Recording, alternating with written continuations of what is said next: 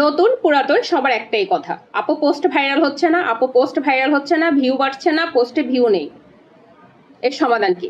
আমার পোস্ট আমি কিভাবে ভাইরাল করি, আমার পোস্ট কিভাবে আমি আপলোড করি, আমার মিলিয়ন রিচ থেকে শুরু করে কয়েক হাজার ভিউ পর্যন্ত ওই পোস্টগুলো আমি কিভাবে করি, প্রত্যেকটা গোপন কথা আজকে ফাঁস করে দিব।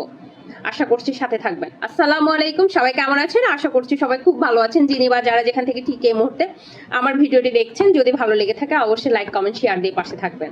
একদম গোপন কথা আজকে বলে দিচ্ছি, আমার ভিডিওগুলো আমি কিভাবে আপলোড করি, কিভাবে কোন নিয়মে আপলোড করি, আমি আপলোড করার আগে কি চিন্তা করি, কি ভেবে আমি আপলোড করি, আমি কি জানি কিনা আমার এই পোস্ট রিচ হবে কিনা। তবে আমার প্রত্যেকটা পোস্টের পিছনে তো আমার একটা টার্গেট থাকে, আমার টার্গেট অডিয়েন্স কত পার্সেন্ট আমি গেইন করতে চাই, কতজন মানুষের কাছে পৌঁছাতে চাই, এর তো একটা প্ল্যানিং থাকে। আমি আমার প্ল্যানিং মতো কাজ করি, ফেসবুক বাকি কাজটা করে দেয়। 20% কাজ আমি করি, 80% কাজ কিন্তু ফেসবুকে করে।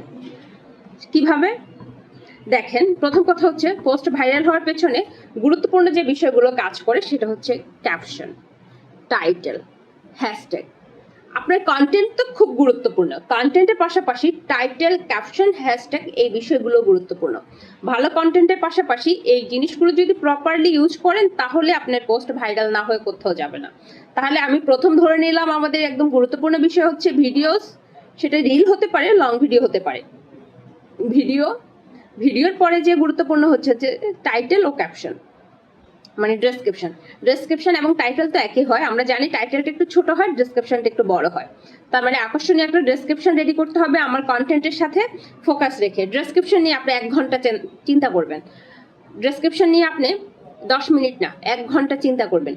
আপনার এই পোস্টের ভিডিও তৈরি করার পরে ভিডিওটা নিজে ভালো করে শুনবেন, শোনার পর ওই ভিডিও ডেসক্রিপশনটা কি হলে আপনার সামনে ভিডিওটা আসলে আপনি দেখতেন, এটার সাথে কি ধরনের ডেসক্রিপশন যায়, অন্য কারো এরকম একটা কন্টেন্ট আপনি চিন্তা করবেন যে এই ধরনের কন্টেন্টের আমার সামনে আসতো আমি কেন দেখতাম, এটা কি ধরনের ক্যাপশন হলে ভালো হয়, ডেসক্রিপশনটা কি ধরনের হলে ভালো হয়, এটা খুব মনোযোগ সহকারে চিন্তা করবেন।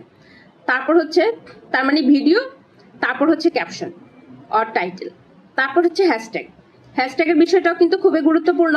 কারণ ধরেন আমি যে হ্যাশট্যাগ ব্যবহার করছি ওই হ্যাশট্যাগ যদি নতুন কোনো পেজে ব্যবহার করে, আমার অডিয়েন্সের সাজেশনে কিন্তু আমার অডিয়েন্স যখন আমাকে সার্চ দিবে আমার সাথে সাথে কিন্তু ওই পেজগুলো সাজেশনে আসবে, কারণ ওরা আর আমি সিমিলার হ্যাশট্যাগ ব্যবহার করেছি সেই জন্য।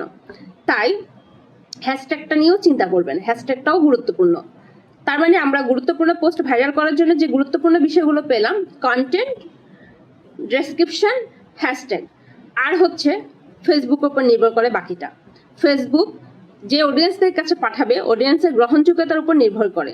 তাই পোস্ট ভাইরাল হওয়ার জন্য অনেকটা সময়ের উপরে নির্ভর করে।